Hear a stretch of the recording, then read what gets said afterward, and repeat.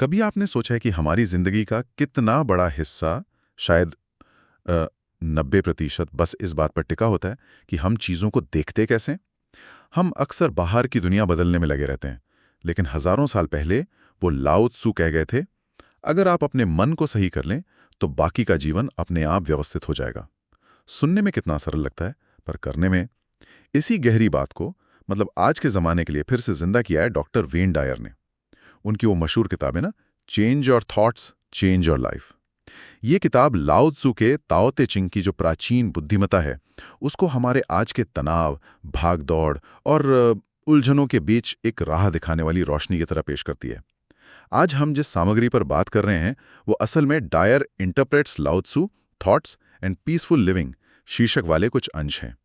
इनसे हमें डायर के नजरिए की एक खास झलक मिलती है कि कैसे उन्होंने लाओ त्सु के उस कालातीत ज्ञान को समझा और हमारे लिए आसान बनाया।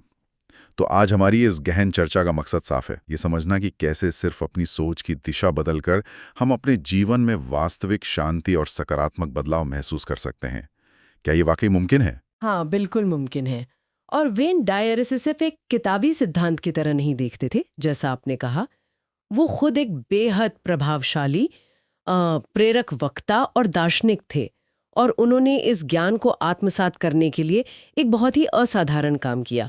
उन्होंने ताओ ते चिंग के हर एक छंद, पूरे 81 छंदों पर मनन करते हुए, उन्हें जीते हुए पूरा 1 साल बिताया। उनका अपना अनुभव था, जैसा उन्होंने कहा भी है, मैंने लाओ त्सु के साथ 1 साल बिताया और इसने मेरे हर चीज को देखने का तरीका बदल दिया।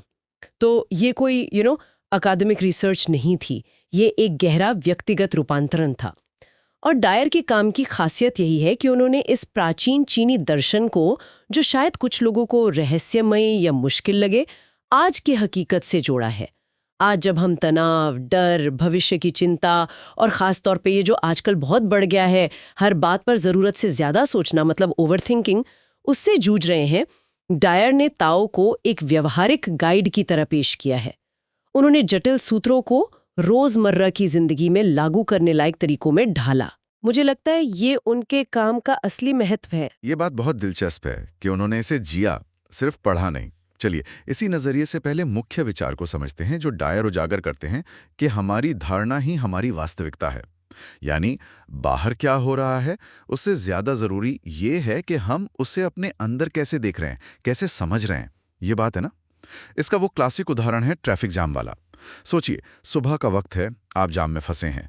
एक इंसान है जो गुस्से से उबल रहा है, हॉर्न बजा रहा है, सामने वाले को कोस रहा है, उसका पूरा दिन खराब हो गया समझो।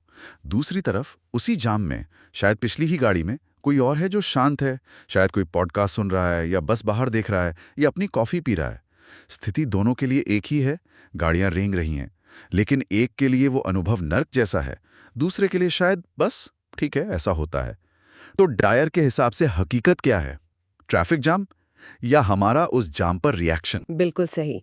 और डायर इसी बिंदु पर लाओ त्सु के उस मशहूर कथन को बार बार दोहराते हैं, जो शायद इस पूरी किताब का क्या कहें निचोड़ है। When you change the way you look at things, the things you look at change. यानी जब आप चीज़ों को देखने का अपना नज़रिया बदलते हैं, तो वो चीज़ें जिन्हें आप देख रहे हैं वो खुद ब खुद बदल जाती हैं। ट्रैफिक जाम नहीं बदलता, जैसा आपने कहा, लेकिन आपका अनुभव बदल जाता है। डायर इससे सिर्फ एक सकारात्मक सोच की तरह नहीं देखते, बल्कि वो इससे एक गहरी सच्चाई मानते हैं कि हमारी आंतरिक दुनिया ही हमारी बाहरी दुनिया का निर्माण करती है। वो कहते हैं कि हमारी सोच एक चुंबक की तरह काम करती है, जो वैसे ही अनुभवों को हमारी ओर खींचती है। तो उस ट्रैफिक जाम में जो गुस्सा महसूस कर रहा है, वो शायद आगे भी दिन भर वैसी ही निराशाजनक चीजों पर ध्यान देगा, जबकि शांत रहने वाला शायद कुछ अच्छा ढूंढ लेगा। ये बाहरी परिस्थितियों पर हमारी महारत नहीं, बल्कि अपनी आंतरिक प्रतिक्रिया पर महारत हासिल करने की बात है।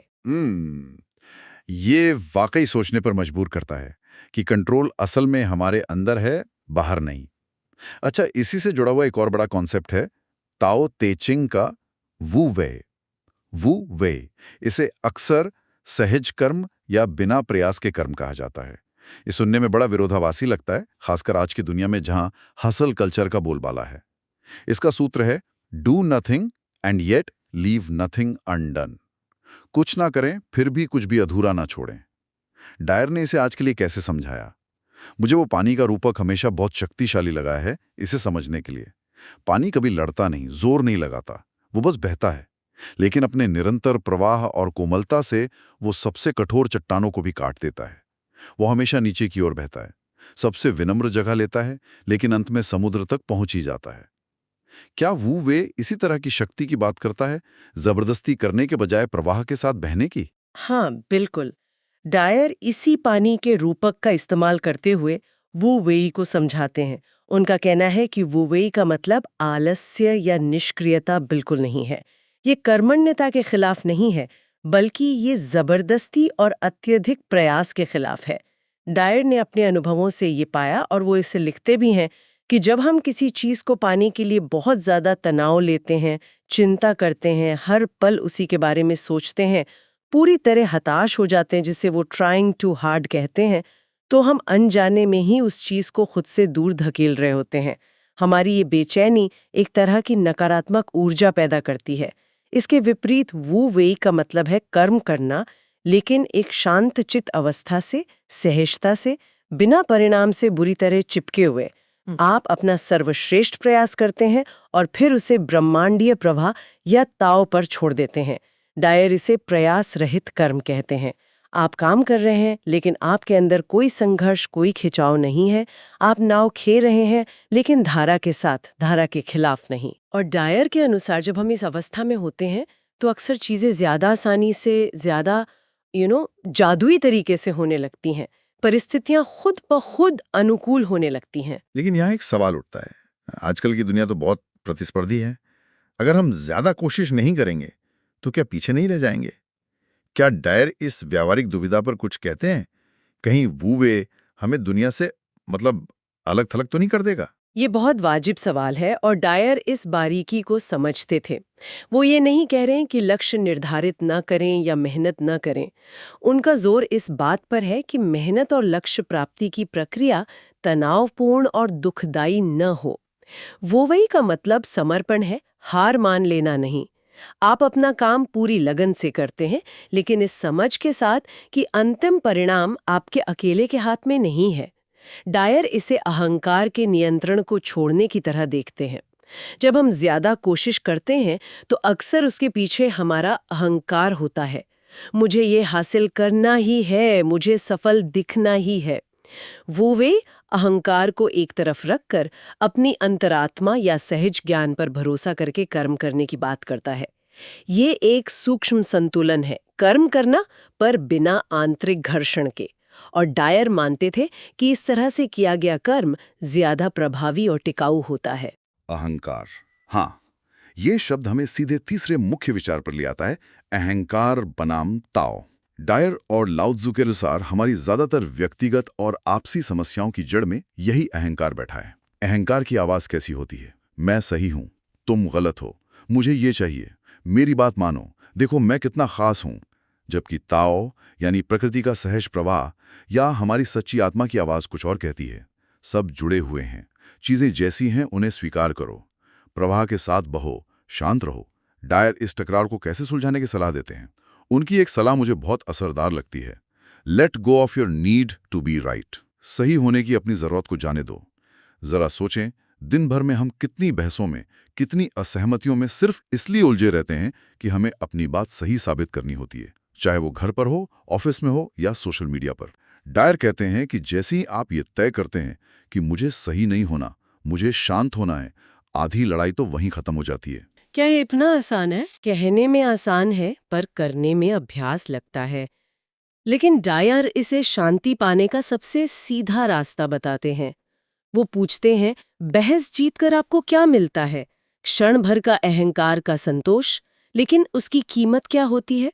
रिश्तों में तनाव, मन में कड़वाहट, ऊर्जा की बर्बादी।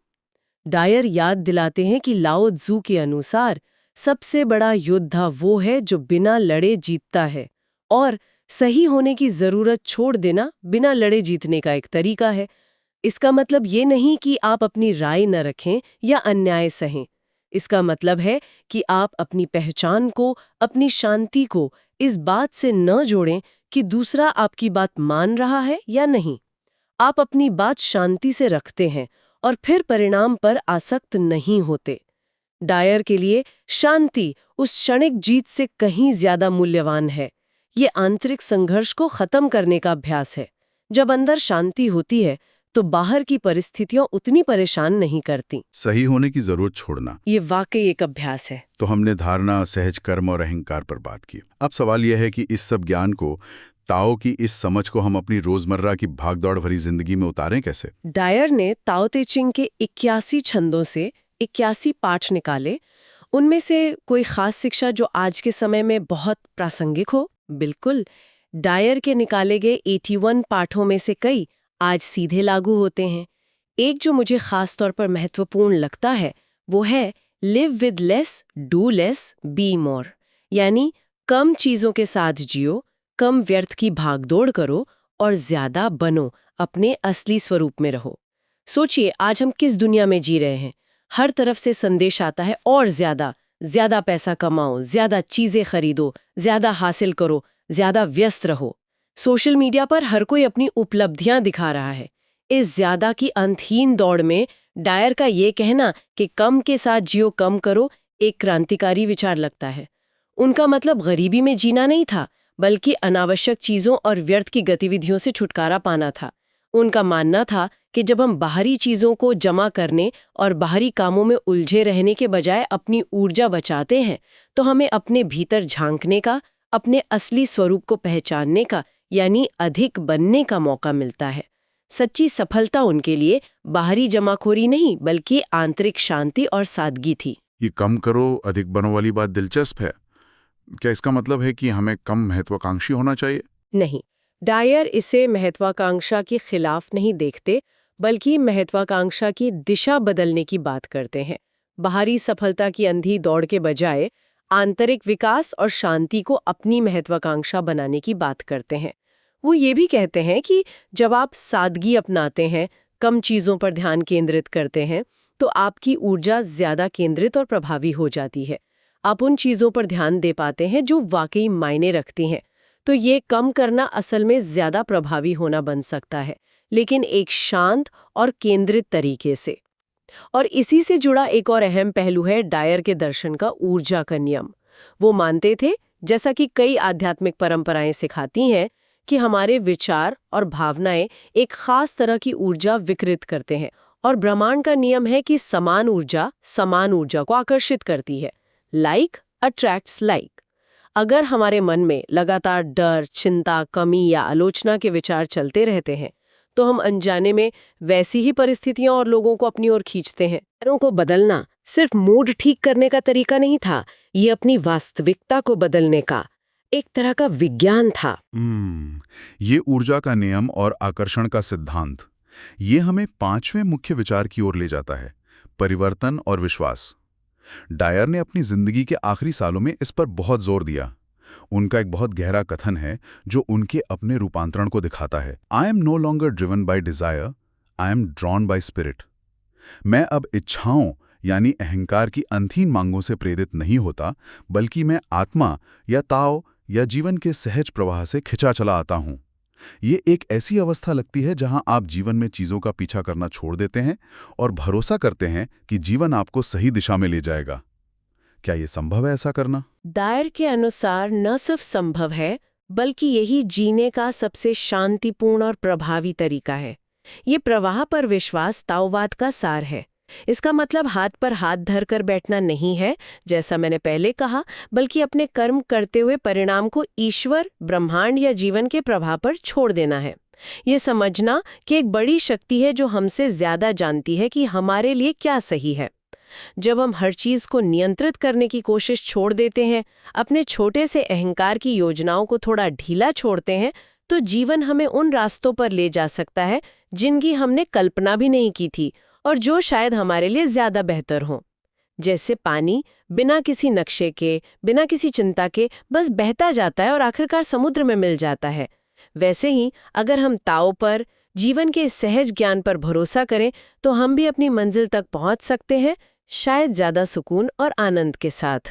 तो डायर की शिक्षाओं से एक व्यवहारिक सलाह जो हम सब अपना सकते हैं वो ये है, जब भी मन में बेचैनी, डर, गुस्सा या कोई भी नकारात्मक भाव उठे तो एक पल रुकें, गहरी सांस लें, याद दिलाएं, ये सिर्फ एक विचार है और मैं अपने विचार बदल सकता हूँ। डायर का मंत्र था, विचार बदलो, जीवन बदलो। ये छोटा सा वाक्य, अगर इसे लगातार याद रखा जाए और इस पर अमल करने की कोशिश की जाए तो इसमें धीरे धीरे गहरा बदलाव लाने की शक्ति है।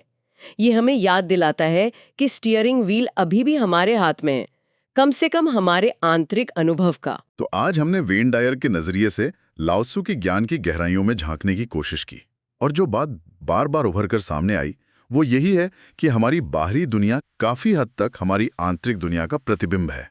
हम दुनिया को वैसे नहीं देखते जैसी वो है, बल्कि वैसे देखते हैं जैसे हम खुद हैं। हमारे विचार, हमारी धारणाएं, हमारी भावनाएं, यही वो लेंस है जिनसे हम अपनी जिंदगी को देखते और अनुभव करते हैं। और सबसे उम्मीद जगाने वाली बात यह है कि डायर के अनुसार ये लेंस बदला जा सकता है। अपनी सोच को सचेत रूप से चुनकर हम ना सिर्फ अपनी आंतरिक शांति को बढ़ा सकते हैं, बल्कि धीरे धीरे अपनी बाहरी परिस्थितियों को भी सकारात्मक रूप से प्रभावित कर सकते हैं। ये शक्ति हम सबके अंदर है। बिल्कुल। और जाते जाते एक सवाल सबके सोचने के लिए छोड़ जाते हैं, जिस पर आप अपनी सुविधा अनुसार विचार कर सकते हैं। अगर ये सच है कि हमारी सोच हमारी ऊर्जा और हमारी हकीकत को बनाती है, तो इसी पल आपके मन में ऐसा कौन सा एक छोटा सा, मामूली सा लगने वाला विचार या नजरिया है जिसे अगर आप आज से ही बदलना शुरू करें तो आपकी जीवन की दिशा थोड़ी और बेहतर हो सकती है। जरूरी नहीं कि वो कोई पहाड़ जैसा बड़ा विचार हो, शायद कोई छोटी सी शिकायत, कोई छोटा सा डर, कोई छोटी सी धारणा, बस एक विचार, उसे बदलने की शुरुआत कहाँ से हो सकती है?